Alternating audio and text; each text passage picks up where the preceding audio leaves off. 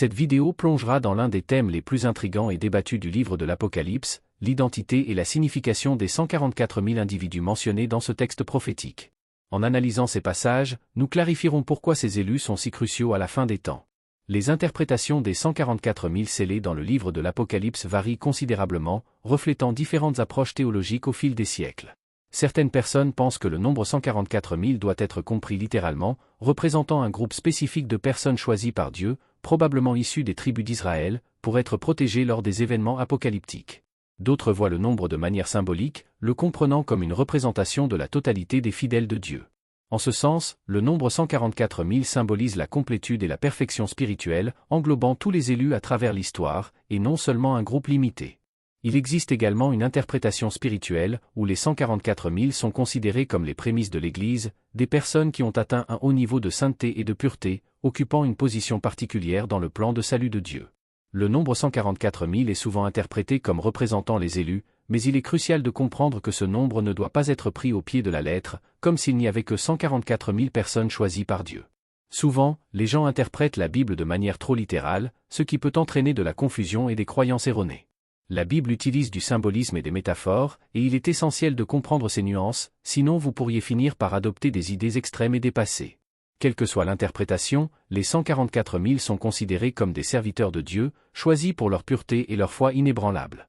Leur mission est essentielle, soulignant leur importance dans le plan divin lors des moments difficiles mentionnés dans la Bible. Un aspect intéressant et souvent discuté des 144 000 est la référence dans l'Apocalypse selon laquelle ils sont vierges et ne se sont pas souillés avec des femmes. Encore une fois, ce détail est considéré par beaucoup comme symbolique et non comme une description littérale. Le mot vierge peut symboliser la pureté spirituelle et la fidélité des élus envers Dieu. L'expression « ne pas s'être souillé avec des femmes » peut être interprétée comme une métaphore de la pureté et du dévouement total de ces individus qui ne se sont pas laissés corrompre par des influences mondaines ou des idolâtries qui pourraient les détourner de leur dévotion à Dieu. Ils maintiennent une foi inébranlable et restent spirituellement intacts, prêts à remplir leur mission divine sur terre. Bien qu'ils soient nés comme des gens ordinaires, ces individus sont en train de s'éveiller pour remplir leur mission sur terre. Ils ont été méticuleusement préparés et révéleront bientôt leur véritable identité, semblant être là exclusivement pour accomplir cette tâche divine. Cependant, certains érudits spirituels estiment que beaucoup d'entre eux ne se souviennent toujours pas de qui ils sont réellement. Si nous analysons le nombre 144 000, il se réduit au chiffre 9, un symbole puissant qui représente l'achèvement, la guérison des blessures et la capacité de maintenir son intégrité après avoir fait face à des épreuves continues et difficiles. Ces gens sont ceux qui ont surmonté de grandes tribulations. Ils ont enduré la douleur et la persécution et portent des cicatrices métaphysiques sur leur âme comme preuve. Cependant, au lieu de succomber aux ténèbres, ils choisissent de devenir enseignants. Ils sont choisis parce qu'ils se choisissent eux-mêmes. Tandis que certains succombent sous le poids de grands défis, devenant narcissiques ou sociopathes, d'autres se portent volontaires pour transformer leur douleur, en tirer des leçons et activer la conscience christique en eux-mêmes. Il existe également la croyance qu'une grande bataille aura lieu entre les forces de la lumière et des ténèbres, un conflit qui se poursuivra aussi longtemps qu'il y aura de la vie sur Terre. Cette lutte n'implique pas de guerre physique avec des bombes et des armes, mais plutôt une confrontation interne, où la véritable guerre se déroule entre l'ombre et la lumière qui existe en chaque être humain. L'obscurité représente le pouvoir du mal, l'ombre que nous cachons souvent en nous-mêmes. C'est pourquoi les gens parlent de sauver le monde, car ces élus ont le pouvoir de provoquer des changements qui peuvent libérer le monde des forces obscures. Tels de véritables héros, ces 144 000 personnes sont là pour libérer les gens des ombres qui les entourent. Ils ont la capacité de guérir à différents niveaux, aidant les gens mentalement, émotionnellement, physiquement et spirituellement. Ce sont des individus qui agissent avec force et lumière pure. Certains signes peuvent indiquer si vous faites partie de ces élus, démontrant que vous possédez les qualités et la sagesse nécessaires pour accomplir cette mission divine. 1. Vous avez le talent d'influencer positivement ceux qui vous entourent, en leur fournissant la motivation dont ils ont besoin pour poursuivre leurs objectifs, même si vous ne vous en rendez pas compte. Certaines personnes, sans s'en rendre compte, possèdent une énergie positive et inspirante qui attire naturellement les autres. Ils ne sont peut-être pas conscients de l'impact qu'ils ont sur la vie de ceux qui les entourent. Avec un véritable enthousiasme pour la vie et une forte croyance dans le potentiel des gens, ils peuvent inspirer ceux qui les entourent. Leurs paroles, leurs attitudes ou même leur simple présence peuvent renouveler l'esprit et donner une nouvelle orientation à ceux qui sont confrontés à des doutes ou se sentent stagnants. Ces personnes font généralement preuve de compassion, d'empathie et d'une profonde compréhension. Ils savent écouter et offrir des mots qui touchent profondément les autres, reflétant leur lutte et leurs rêves. Cet engagement empathique n'est pas forcé, mais naît naturellement de leur personnalité, rendant leur influence encore plus efficace. Ils créent un environnement favorable dans lequel les autres se sentent valorisés et compris, ce qui est essentiel pour ceux qui cherchent à réaliser leurs rêves. Grâce à des interactions simples mais puissantes, ces personnes sèment des graines de confiance et d'encouragement, souvent sans rien attendre en retour. La portée de leur influence peut s'étendre bien au-delà des personnes avec lesquelles ils interagissent directement.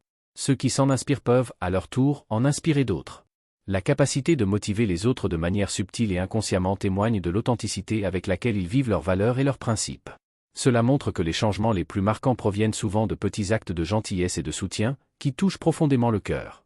Deuxièmement, même à l'âge adulte, vous pouvez vous voir refléter dans des personnalités inspirantes telles que des dirigeants historiques, des militants ou des personnages de grands voyages. Cette connexion va au-delà de la simple admiration.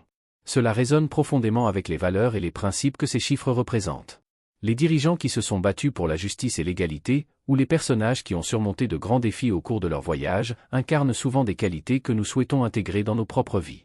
Pour quelqu'un qui s'identifie parmi les 144 000, cette affinité peut indiquer une vocation intérieure à vivre de nobles vertus dans la vraie vie, à défendre des causes justes, à soutenir les personnes vulnérables et à inspirer les autres à surmonter leurs propres limites. Cette identification à des figures inspirantes peut également servir de modèle psychologique pour la croissance personnelle. Les adultes qui se voient dans ces personnages peuvent se sentir motivés à développer davantage leurs forces et à utiliser leurs capacités pour le bien commun. Cela peut se manifester de diverses manières, par exemple dans le service communautaire, dans des rôles de leadership ou simplement en étant un ami fidèle et présent en cas de besoin. Les histoires de ces personnalités peuvent donc servir de source d'inspiration continue sur la manière d'affronter les défis de la vie avec courage et intégrité. Enfin, s'identifier à ces figures inspirantes peut cultiver le sens des responsabilités et le désir d'avoir un impact positif sur le monde. Cela renforce la conviction qu'une seule personne peut faire la différence et que nous avons tous un rôle à jouer dans la grande histoire de l'humanité.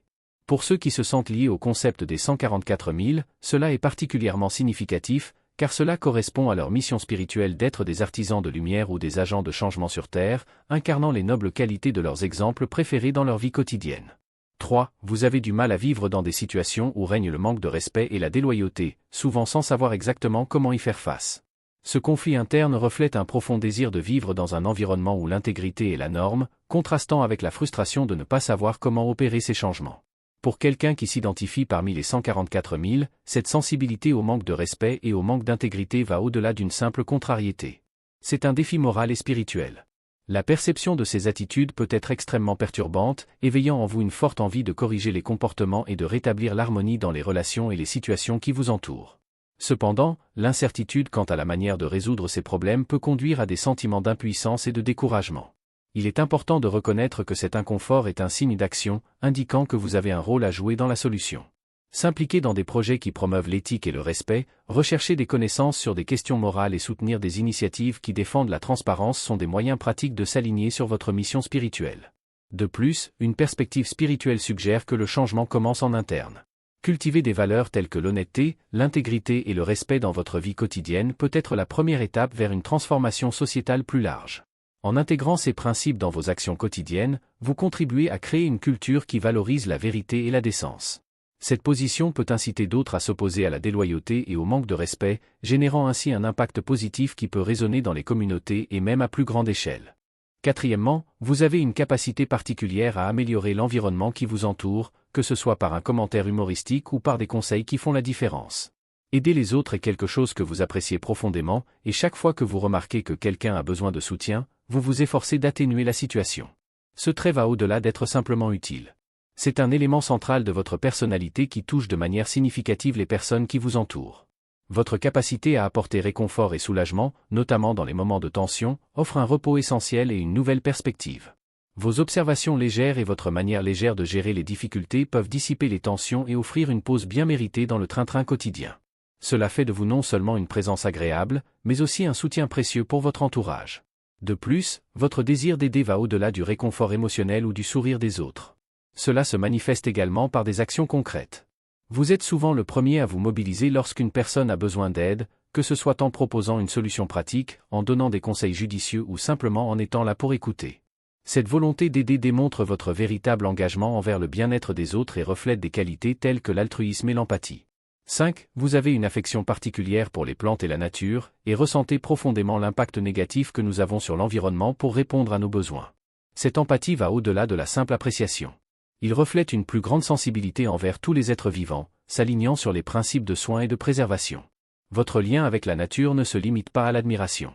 Il s'agit d'une position éthique qui remet en question les pratiques actuelles d'exploitation des ressources. Ce sentiment vous amène souvent à adopter des pratiques plus durables et à promouvoir la préservation de l'environnement, que ce soit par des choix personnels comme réduire la consommation de plastique, soutenir des initiatives de reforestation ou sensibiliser à l'importance de la préservation de l'environnement. De plus, votre amour pour la nature met en évidence l'interdépendance de tous les êtres vivants, soulignant que chaque élément de l'écosystème a de la valeur et doit être protégé. Cette perspective peut fortement inciter les autres à reconsidérer leurs propres attitudes à l'égard de l'environnement, en promouvant des modes de vie plus conscients et plus durables. 6. Vous avez vécu des épisodes d'insomnie et d'agitation sans bien comprendre ce qui les déclenche. Même si ces expériences peuvent être perturbantes, elles peuvent être liées à un voyage émotionnel ou spirituel plus profond. Pour ceux qui ressentent un lien avec les 144 000, ces moments d'insomnie et d'agitation ne sont peut-être pas le fruit du hasard. Ils peuvent être le signe d'une sensibilité accrue à l'environnement ou une réaction aux pressions spirituelles et émotionnelles de votre chemin. Cette sensibilité peut vous rendre plus vulnérable au stress et aux tensions, entraînant des nuits blanches et un sentiment d'épuisement. Ces difficultés peuvent cependant servir d'opportunités de croissance personnelle et d'introspection. Ils encouragent souvent la recherche de moyens d'améliorer le bien-être, vous amenant à explorer différentes méthodes pour trouver la paix et le repos. Cela peut inclure des pratiques telles que la méditation, des techniques de relaxation, une thérapie ou d'autres formes de soins personnels qui aident non seulement à soulager les symptômes, mais permettent également de mieux comprendre les causes sous-jacentes de votre insomnie et de votre agitation. Ces défis peuvent également accroître votre empathie envers les autres personnes confrontées à des problèmes similaires, vous permettant ainsi d'offrir un soutien et une compréhension basée sur vos propres expériences. Votre expérience de l'insomnie et de l'agitation peut ainsi devenir une source de force et de compréhension, vous aidant à vous connecter plus profondément avec les autres et devenant un exemple de résilience et d'espoir pour ceux qui sont également confrontés à ces difficultés. 7. Vous sentez que vous possédez un talent ou une capacité particulière qui n'est pas encore reconnue par votre entourage. Il y a en vous la conviction que vous êtes destiné à réaliser quelque chose d'important, même si ce que cela implique n'est pas encore tout à fait clair. Ce sentiment d'avoir un potentiel unique et encore non révélé guide vos actions et vos décisions, vous motivant à explorer et à grandir au-delà de l'ordinaire. Ce sentiment de potentiel inexploré peut vous faire paraître réservé ou distant aux autres, notamment à ceux qui ne partagent pas ou ne comprennent pas cette quête intérieure. Cela peut vous conduire à des moments d'introspection et d'isolement alors que vous essayez de découvrir la meilleure façon de développer cette capacité et de l'utiliser de manière significative. Votre cheminement pour réaliser ce potentiel peut impliquer un apprentissage continu, une réflexion approfondie et parfois la recherche de mentors ou de guides qui peuvent vous aider à éclairer votre chemin. En acceptant ce potentiel pas encore entièrement compris, vous vous donnez les moyens de vivre selon vos valeurs et vos aspirations les plus profondes, même si cela vous distingue des attentes de la société. Cette motivation vous encourage à poursuivre ce qui correspond vraiment à votre essence, plutôt que de simplement suivre ce que les autres attendent. Ce chemin peut être à la fois passionnant et stimulant, car il vous oblige à accepter l'incertitude et la confiance dans le processus de développement de votre destin unique. 8. Vous ressentez un sentiment constant de déconnexion du monde matériel et une recherche de quelque chose de plus profond. Vous réalisez peut-être que même lorsque vous atteignez des objectifs matériels ou des réalisations valorisées par la société, comme la réussite professionnelle ou les biens matériels, vous avez toujours l'impression qu'il manque quelque chose. Cette insatisfaction peut indiquer que votre véritable épanouissement ne réside pas dans des choses tangibles, mais dans un objectif plus spirituel ou significatif. Par exemple, vous pourriez trouver plus de satisfaction dans les activités qui impliquent d'aider les autres, de pratiquer la méditation ou de passer du temps dans des environnements naturels que dans l'accumulation de richesses ou de statuts. Peut-être remarquez-vous que tandis que les autres autour de vous se contentent de la recherche du confort matériel, vous ressentez un désir inné de rechercher la vérité, la connaissance de soi ou de contribuer au bien commun d'une manière ou d'une autre. Ce sentiment peut vous amener à faire des choix que d'autres considéreraient inhabituels, comme opter pour une carrière moins lucrative mais plus conforme à vos valeurs, ou consacrer du temps à des projets qui favorisent la guérison ou la justice plutôt que de simplement rechercher un gain personnel. Ce désintérêt pour les choses matérielles et la recherche d'une connexion plus profonde peuvent être le signe que vous suivez un chemin qui sort de l'ordinaire, vers un objectif plus élevé. 9. Vous avez la capacité de ressentir intensément les émotions des autres comme si c'étaient les vôtres. Cette profonde empathie peut se manifester de diverses manières, comme ressentir la tristesse d'un ami presque physiquement ou éprouver une joie intense lorsqu'un de vos proches réalise quelque chose d'important. Par exemple, vous pouvez entrer dans une pièce et ressentir immédiatement l'humeur des personnes présentes, détectant s'il y a de la tension, du bonheur ou de l'inquiétude, avant même que des mots ne soient prononcés. Cela peut être épuisant, mais cela vous permet également d'être une véritable source de soutien et de compréhension pour ceux qui en ont besoin. Cette profonde empathie peut également s'étendre à des situations plus larges, comme ressentir une tristesse inexplicable en regardant des informations sur des injustices ou des catastrophes, ou être profondément ému par des histoires de dépassement et de gentillesse. Cela peut vous amener à vous impliquer dans des causes humanitaires, à agir en tant que conseiller ou simplement à être cet ami toujours là pour écouter et vous réconforter. Ce niveau d'empathie peut être à la fois une bénédiction et un défi, car il vous oblige à apprendre à équilibrer votre sensibilité avec le besoin de protéger votre propre bien-être émotionnel. Cependant, cette capacité à ressentir profondément et à se connecter aux émotions des autres peut être le signe que vous êtes destiné à jouer un rôle important dans la vie de ceux qui vous entourent, en utilisant votre empathie comme un puissant outil de guérison et de transformation. 10. Vous souffrez peut-être de crises de panique et d'anxiété. Les crises de panique et d'anxiété peuvent être des expériences courantes parmi les 144 000 élus, notamment en raison de leur profonde sensibilité et de leur perception accrue du monde qui les entoure. Ces individus ont souvent une capacité intensifiée à capter les énergies, les émotions et les tensions présentes dans l'environnement, ce qui peut devenir accablant et, dans certains cas, conduire à une surcharge émotionnelle et psychologique. Parce qu'ils sont profondément connectés aux dimensions spirituelles et énergétiques, les élus peuvent se sentir particulièrement vulnérables aux dissonances et au chaos du monde matériel. Cette sensibilité, bien que source d'une grande empathie et compassion, les expose également à un large éventail de stimuli négatifs que de nombreuses personnes peuvent ignorer ou bloquer. Lorsque le poids des injustices mondiales, des crises environnementales et des luttes humaines devient insupportable, cela peut déclencher de l'anxiété et, dans des cas extrêmes, des crises de panique. De plus, le conflit interne entre la vision idéaliste de ce que devrait être le monde et la dure réalité de ce qu'il est réellement peut générer des tensions constantes.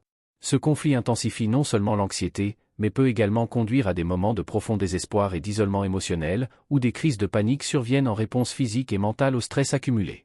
Cependant, ces expériences stimulantes offrent également aux élus des opportunités d'approfondir leur connaissance de soi et de développer leur capacité de guérison. Beaucoup utilisent leurs propres difficultés pour découvrir des techniques d'adaptation plus efficaces, telles que la méditation, les pratiques de pleine conscience, les exercices de respiration et d'autres stratégies d'autogestion émotionnelle et spirituelle. Outre ces méthodes, des signes physiques tels que des tensions musculaires, des maux de tête fréquents et une fatigue extrême peuvent accompagner ces épisodes, reflétant l'impact physique du stress émotionnel. Ces outils aident non seulement à atténuer les symptômes d'anxiété et de panique, mais renforcent également leur capacité à servir les autres plus efficacement et plus consciemment. Par conséquent, mes amis, lorsque nous considérons l'idée des 144 000 scellés, que ce soit en tant que nombre littéral ou symbolique, l'accent véritable est mis sur les qualités et le caractère de ceux qui composent ce groupe. Ce qui compte vraiment, ce n'est pas la quantité exacte, mais les attributs spirituels et moraux qui définissent ces élus comme des personnes vouées à une vie de sainteté et de dévotion à Dieu. Ces attributs centraux tournent autour de la perfection en Jésus-Christ. Cette perfection n'est pas l'absence totale de péché, qui appartient uniquement à Dieu, mais plutôt une vie continuellement façonnée et purifiée par le Saint-Esprit. Il s'agit de personnes qui, par leur foi en Christ, cherchent à vivre une vie qui reflète les enseignements de Jésus, en résistant au péché et en s'efforçant de lui ressembler davantage. Ceux qui comptent parmi les 144 000 sont ceux qui ont un profond engagement envers Dieu, vivant d'une manière qui rend gloire à son nom. Le premier et le plus grand commandement nous appelle à aimer Dieu de tout notre cœur, de toute notre âme, de tout notre esprit et de toute notre force. Cet amour n'est pas seulement un sentiment, mais il se reflète dans des actions et des choix quotidiens qui démontrent un abandon total à Dieu. Pour faire partie de ce groupe, il ne suffit pas de simplement déclarer sa foi.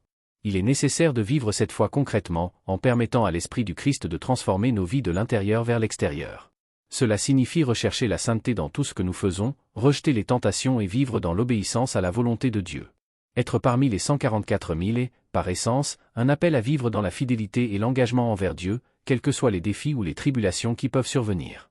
C'est un appel à se démarquer dans un monde qui s'éloigne souvent des voies de Dieu, à être une lumière qui brille dans les ténèbres, montrant le chemin de la vérité et de la vie en Christ. Êtes-vous prêt à répondre à cet appel ? Êtes-vous prêt à abandonner complètement votre vie à Jésus et à lui permettre de vous guider et de vous transformer ? Cette décision est personnelle et profonde, nécessitant un cœur qui désire plus que le banal, un cœur qui aspire à vivre pour la gloire de Dieu, quelles que soient les circonstances.